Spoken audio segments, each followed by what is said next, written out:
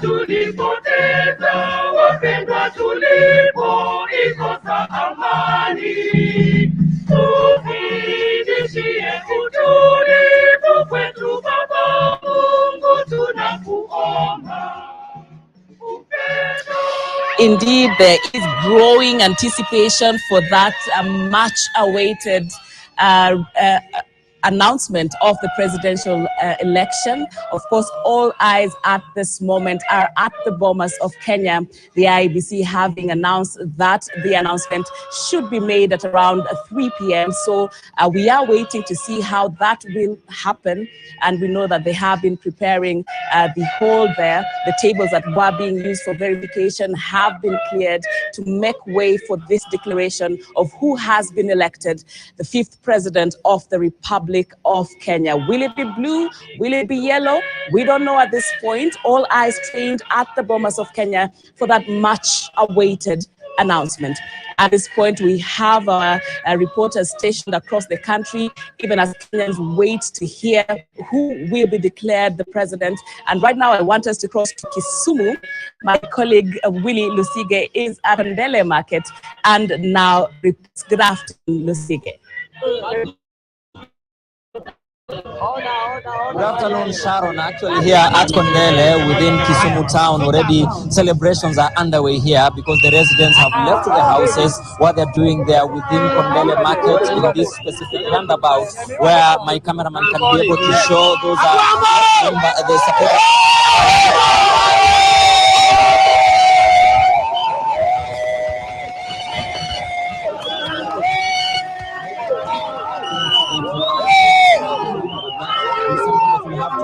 See later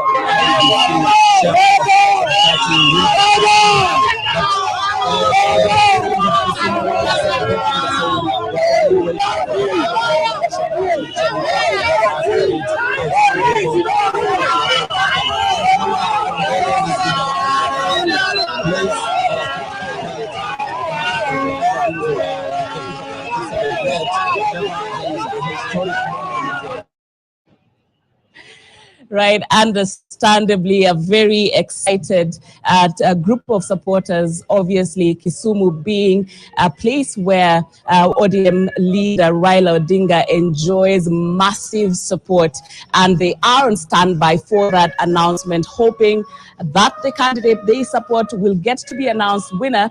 And of course, earlier on also, we have been speaking to residents in various parts of the larger Nyanza region, and all of them saying they are waiting in anticipation to see what the results will be. And of course, also just saying at the same time, as all leaders, observers and national leaders, NCIC calling for acceptance of whatever result will be announced this afternoon, of who will have won the presidential election, and to see how that will be. But nonetheless, many people are waiting to hear this. Supporters from various strongholds ready to celebrate if their preferred candidate gets to clinch the seat, the top job in the country. Of course, we wait to see how that pans out. As you can see on your screens at the Bomas of Kenya, there is a program ongoing in anticipation for that final announcement of who will have won the presidential election. As we're speaking to our reporter, David Mudhoka, who is at the Bomas of Kenya, there are just a few forms that were yet to be verified, about 27 of them in about the past hour.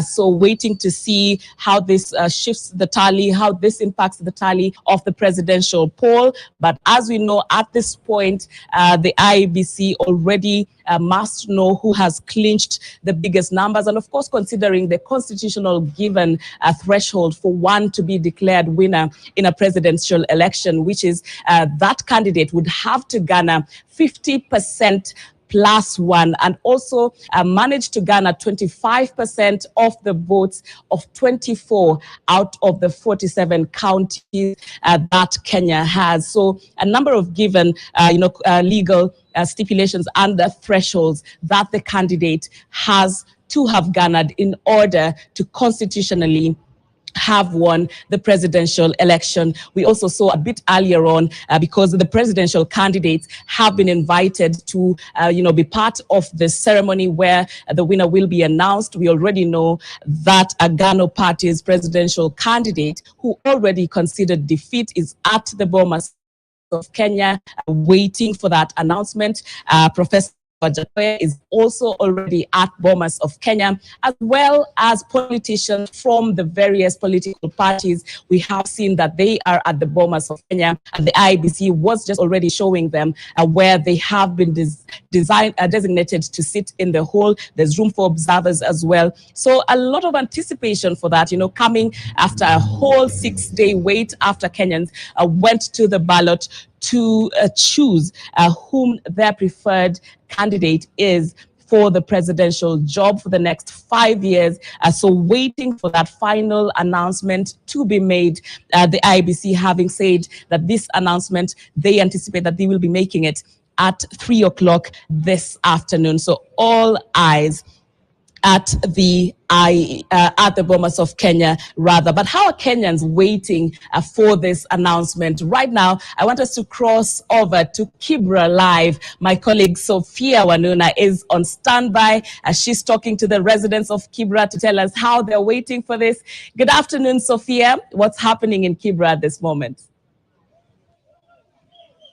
Thank you very much, Sharon. Indeed, we are standing and staying put here in Kibra constituency. This in political lingo, as we've had supporters of Raila Odinga describe it as the political bedroom.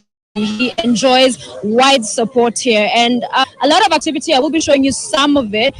But just a little bit of some context, because international media here, the media houses as well, have come to cover this area that's important. And for the residents here, this is high stakes. This is the most hotly contested election in our history, coming so close, literally down to the wire, in terms of how the vote has gone, the country split down the middle. And for whoever becomes president, that's one of the onerous tasks they will have, to be able to bring the country together, to be able to unify and lead as one. But speaking to many people here, they're saying once Chebukati takes the podium, they're waiting to hear only one name announced and as president-elect. However, we all don't know. We're waiting for that announcement to be made. I'm here with a young man, and he was showing me some of the efforts that they've been doing here around peace building, because of the history that in the past you've seen violence and chaotic scenes in this particular member of constituency, where the member of parliament in the past, Raila Odinga, represented it when it was Langata. Then Kibra was hived off. Even in 2017, when there was that repeat election, I remember being here, and there were quite confrontations between the security agencies and the younger people. However, if you see right back there where Nyongasa is zooming in for us, peace. So he's going to talk to us, Calvin, who's behind this program around Kibra, preaching that message. And he says it's because of seeing how in the past, every 5 years, after hotly contested political competitions, that some of it generates in this particular area. Karibu sana, Calvins. Ulikuwa niambia, you decided to do some of this work because of what you've witnessed in Kibra in the past. Tueleze zaidi. Yeah. So my name is Calvins. Tuko bedroom hapa ni Kamkunji grounds, and right behind us ndio rally yenye lingolewa 2007. Hii imekuwa inspiration kwetu because after being born and raised up here, we know how things go every 5 years during political general election. So this time sisi pia kama mayouth, we are called at 360 Kibera. And we decided that the peace that we can give to our community is preach a message of peace pre-election, so that can also play part towards kufanya watu wajue that kuna ile umuhimu wa kuishi pamoja, umuhimu wa kukumbushana apart kama sio hii wakati wa election. Tuko na maisha, tuko na maisha baadaye. Sisi ni vijana wenye 2007 tulikuwa watoto. Mling'oa hii reli hapa. Reli ilingolewa hapa. Hii tunaiona hapa. Hii hapa ilingolewa all the way from huko na ilienda mpaka huko mwisho. Na hiyo unajua iko picha mzuri. So sisi pia kama wasanii tukaona mchango gani tunaweza leta this time. Tukaona hapana, let's preach a message of peace strategically pali mtu akiwa Kamkunji anaweza iona. Lakini ambao tunaongea wengine wanasema kama haitakuwa Raila hawagojei kitu ingine, wanataka kusikia jina moja tu ambao Chebukati atasema. Kwa hivyo mna hope ku engage vipi? Are you working with other organizations as well? There are many different organizations. Okay, tumekuwa tukifanya kazi na organization tofauti kwa sababu hizi organization unapata zimebeba au vijana wenye wanatumika time ya vita, au wenyewe ndio unapata wana fight, wao wenyewe ndio wanatumiwa, wanalipwa kwenda kuvuruga. But ukiangalia sahi, wao wenyewe tulikuwa tunawaunganisha pamoja, tunawaweka wao wenyewe wana spread hiyo peace.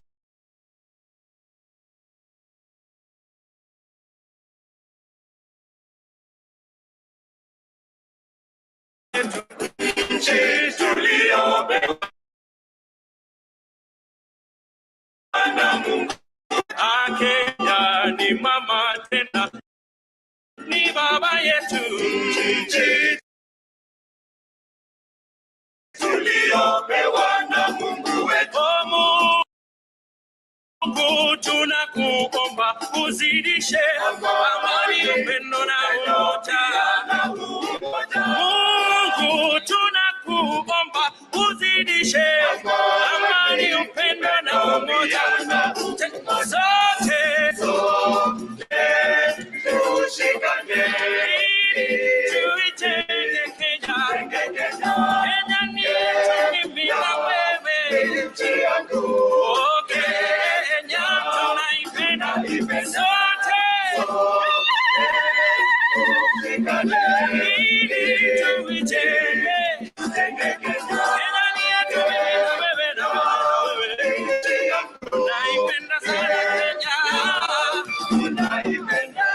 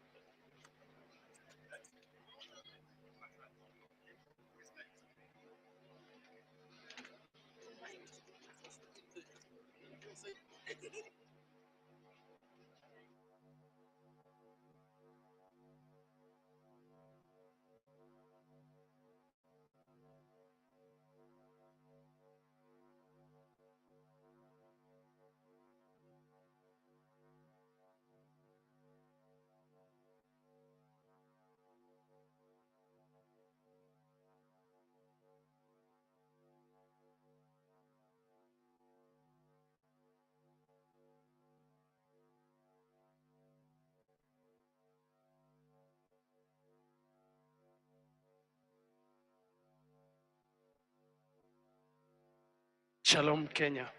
Well, hamjambo tena. Hamjambo. Ya, tunataka kusema Shalom Kenya, yani amani Kenya. Maana tunaipenda Kenya na amani iko, amani itaendelea kuwa. Kwa hivyo DJ, tupe wimbo huo wa Shalom Kenya.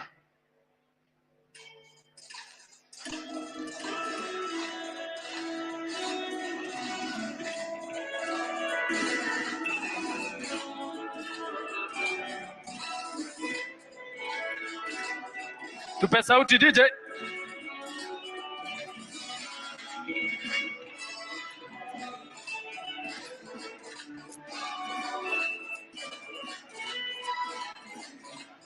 Shalom Kenya, Shalom Kenya, Shalom Kenya, Shalom Kenya. Everybody say Shalom Kenya. Tangaza amani. Shalom, Shalom, Shalom, Shalom. Oh, Kenya tulipigania. Mbona tena tupigane wenyewe? Kwa misingi ya ukabila. Oh. Eti kumwaga damu wenzetu. Wakenya na walilia. Tusimwage damu, tusimwage damu.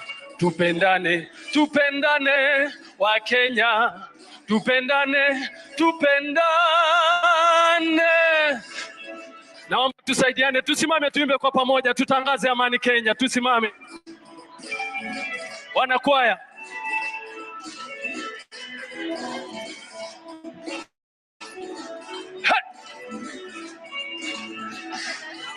Twende pamoja. Mungu la tueleza. Penda jirani unavyojipenda. Tende mema unavyotaka utende wewe. Wakenya mbona tuchukiane? Kwa misingi ya mahali tumetoka. Ombi langu. Hey, shika jirani mkono hivi.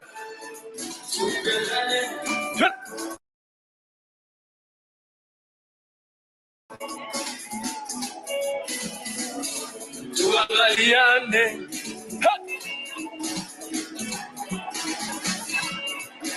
Wakenya, Wakenya, Wakenya. Ningependa kuona Kenya nzuri. Hey! Hey! Baada ya 2022. Wakenya, hey, Kenya, oh Kenya, Kenya. Tuna. Kenya, Shalom, Kenya, Shalom Kenya. Ati Shalom Kenya. Tunasema amani. Hey! Kenya. Hey! Shalom Kenya, Shalom Kenya.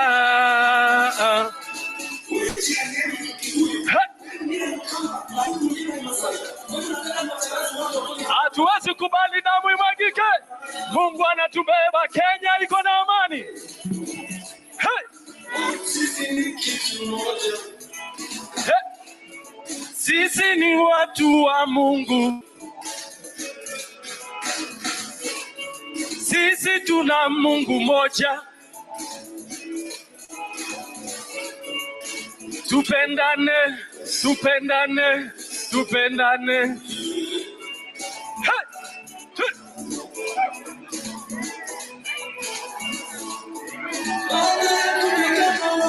Hakuna kupigana Kenya. Tunasema amani, amani, amani, amani. Hey! Hatuwezi kubali. Twende pamoja hivi. Hey! Hey! Tupendane, tupendane. Tupende nchi yetu. Hey! jirani zetu. Hey! Hatutakubali. Hey! Hey, biashara zetu Mungu analinda, wapi vigelegele? Nchi ya Kenya Mungu anaipenda, wapi vigelegele? Tumepewa na Mungu, tupendane, tupendane, tupenda. Shalom Kenya. Shalom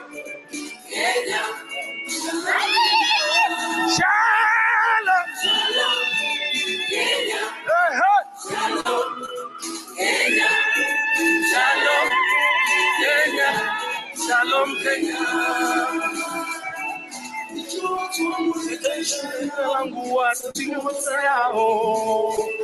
Ikiwa tutatubu makosa yetu, Mungu abariki nchi yao.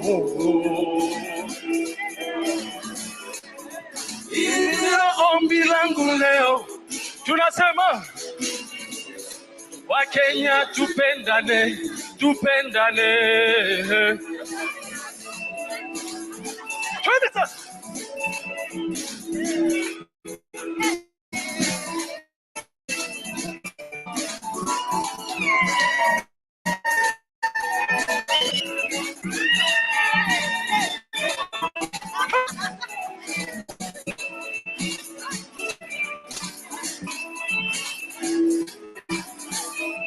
Thank you so much, Shalom Kenya. Thanks so much.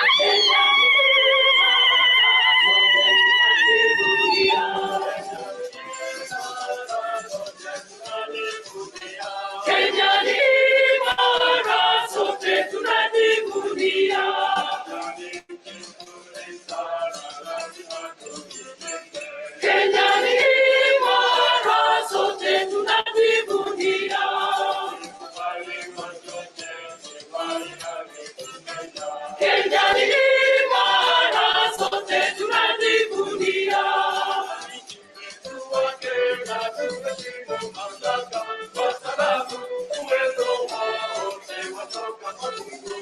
Kenya ni imara, sote tunajivunia.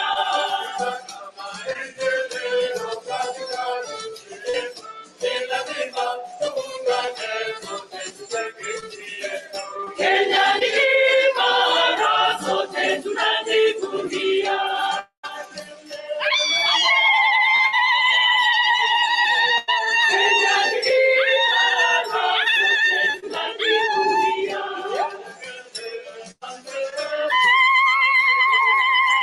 Kenya ni imara, sote tunajivunia.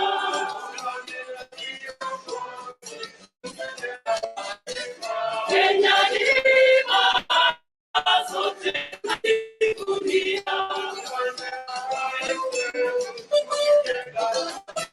Kenya ni imara, sote tunajivunia.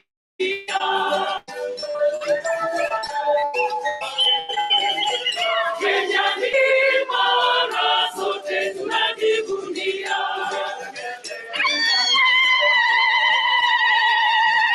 Kenya ni imara, tunajivunia. Uongozi ndio uwezo uliopewa na watu, mahitaji yao, maslahi yao. Uongozi watoka kwake Baba Mwenyezi Mungu, aliyewateua kwa mapenzi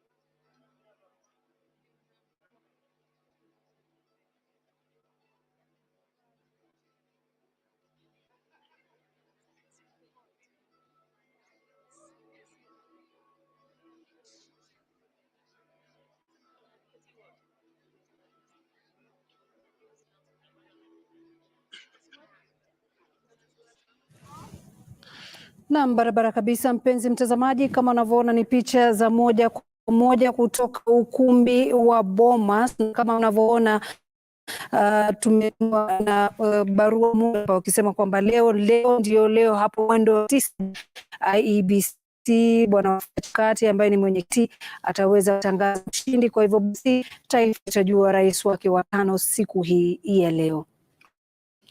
Kinachoendelea kule ilikuwa ni baadhi ya kwaya zikiwa zina imba nyimbo za kitaifa na pia vile za kidini, ambazo nyimbo nyingi zinazungumzia mshikamano, umoja, amani na upendo, ikizingatiwa wazi kwamba siku hii ya leo baada ya matokeo haya kutangazwa, kuna haja sana ya taifa kuja pamoja ili kutimiza malengo ya sababu ambayo wazee wetu walijitokeza kupigania uhuru wa taifa hili la Kenya. Kwa hiyo katika kiwambo chako cha runinga ukiangalia sehemu ya kwanza ni picha za moja kwa moja, sehemu ambayo imetengiwa mahususi ya kusubiri mwenyekiti Wafula Chebukati, na sehemu nyingine ni baadhi tu ya wale ambao walikuwa waangalizi katika uchaguzi huu kuanzia tarehe 9 mwezi wa 8, na pia vile baadhi ya viongozi ambao wanawakilisha vyama tofauti vya kisiasa, mirengo tofauti ya kisiasa, ikiwa ni siku ambayo kweli ina tumbo joto, maana kufikia sasa ni kama kila aliye pale anaamini kwamba ataondoka na tabasamu.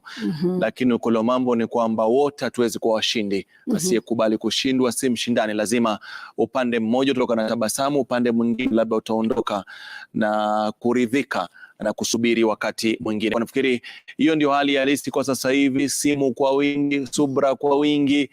Lakini taarifa kama ulivyosema Lulu imetolewa rasmi kwamba saa 9 mwenyekiti Wafula Chebukati anazungumza na taifa la Kenya. Kama unavyoona ni tofauti na mwaka 2017 ambapo mirengo yote miwili iko ndani ya ukumbi wa Bomas. Mwaka 2017 ilikuwa ni tofauti kidogo, mshindi alikuwa anaweza kujulikana, lakini kwa wakati huu mambo ni tofauti, kila mmoja anatabasamu. Lakini baada ya saa 9 tutajua ni yupi ambaye ataendelea kutabasamu. Lakini tunajua wazi kwamba baada ya saa 9 taifa litatabasamu kwa sababu lazima taifa lisonge mbele. Naam. And so far you will say that it's just about an hour 20 minutes to go, and as you're saying, in 2017 a time like now, the country had an indication of who was going to be declared winner because of obviously nisikia jana vinaitwa viwambo, the displays of the tally. When they started tallying at the Bomas of Kenya, I remember one of the days that I was there in the night, and you could see that at that time they had tallied about 2 million votes, and they were showing who had what percentage. Now, as of yesterday and even this morning, there's no display of the tallying, despite having already announced, is it 259 constituencies out of 290 plus one. So therefore, majority of Kenyans do not know what is the ultimate tally that will be contained in Form 34C, which is the summary of all results of the presidential election from the constituency. So it's a question of waiting, but you understand that already Chairman of IEBC is already within the Bomas of Kenya, waiting for the expiry of the 1 hour 19 minutes now. So na umezungumza swala moja labda Sam tukuuliza kwamba tulikuwa tumesalia kupata matokeo ya maeneo bunge 32. Unaona kwamba yatasomwa kabla saa 9 ama pengine atakuja kujumuishwa kwa pamoja na baadaye tuweze kupata matokeo rasmi ya rais?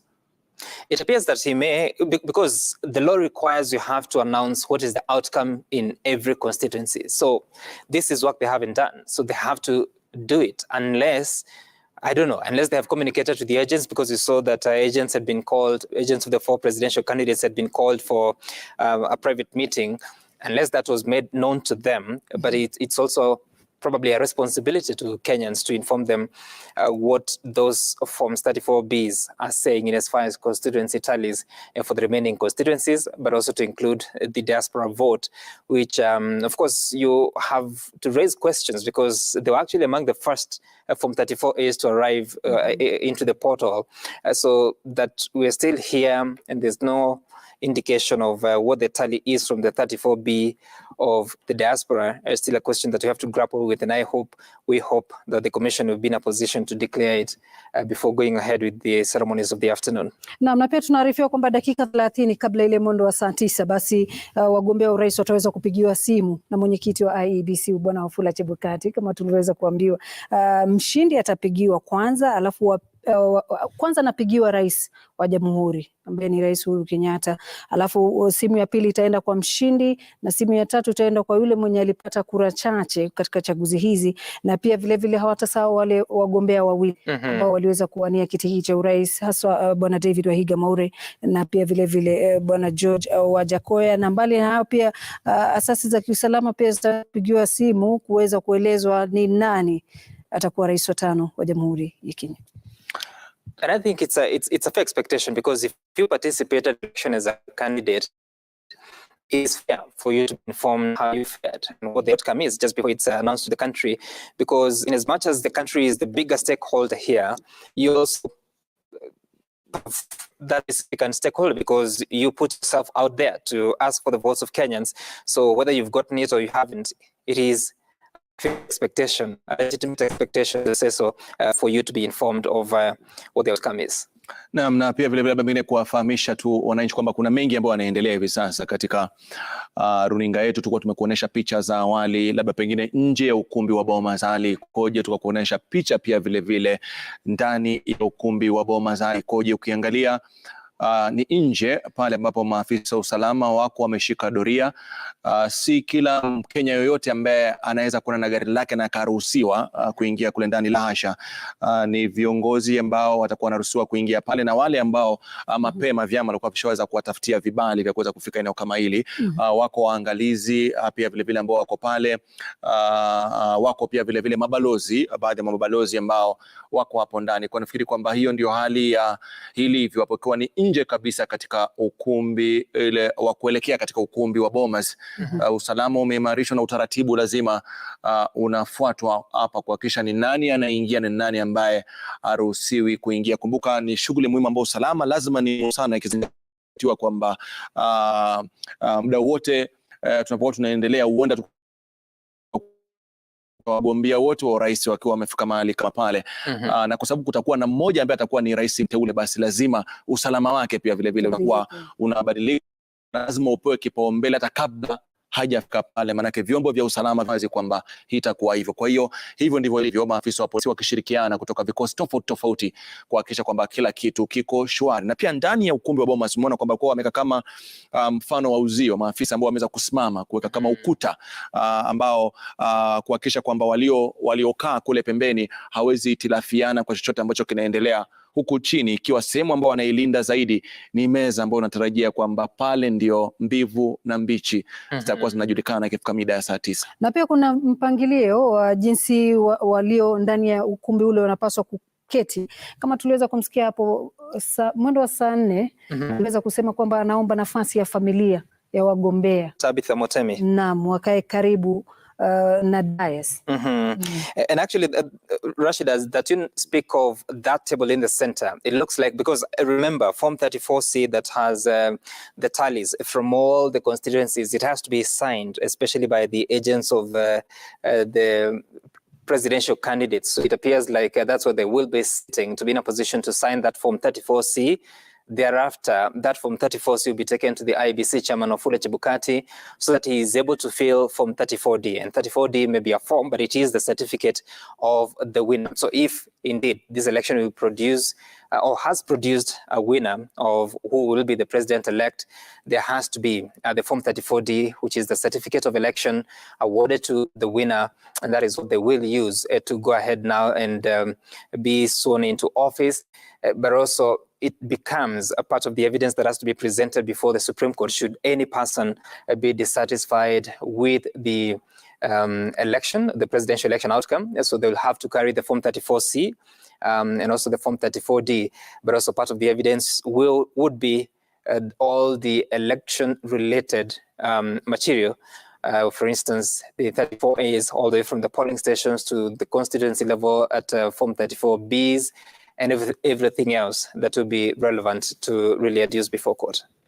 Naam, ni swala zito kwa sababu ukiangalia Sam Gituku yule ambaye anasubiriwa kuweza kutangazwa hapa atakuwa na jukumu zito kabisa, kwa sababu kwamba anakwenda kushikilia nafasi ambayo ni muhimu sana katika taifa letu la Kenya. Kwanza ni kuhakikisha kwamba atatupa baraza la mawaziri uteuzi wake ambao utakuwa ni wa kuridhisha zaidi, na baadaye bunge litapewa nafasi ya kuweza kuwapiga msasa wale mawaziri ambao ndio itakuwa ndio kama usukani wake wa kuendesha hii serikali vile ilivyo. Kwa hiyo ni kwamba kura yako kuchagua kiongozi bora ina umuhimu sana, kwa sababu na yeye pia ataweza kuhakikisha kwamba hata kubali tu baraza la mawaziri ambalo limeweza kuendekezwa kwa misingi ya siasa, lakini atataka baraza la mawaziri ambalo limeweza kuundwa kwa misingi ya utendakazi na uwajibikaji, ambapo mawaziri wakifanya vyema katika wizara zao ni hakikisho kwamba huduma zitafika mashinani na taifa litakuwa linasonga mbele zaidi. Nafikiri kwamba ni hatua mojawapo muhimu sana kuangalia ni nani ambaye atakuwa anapewa dhamana ya taifa hili la Kenya,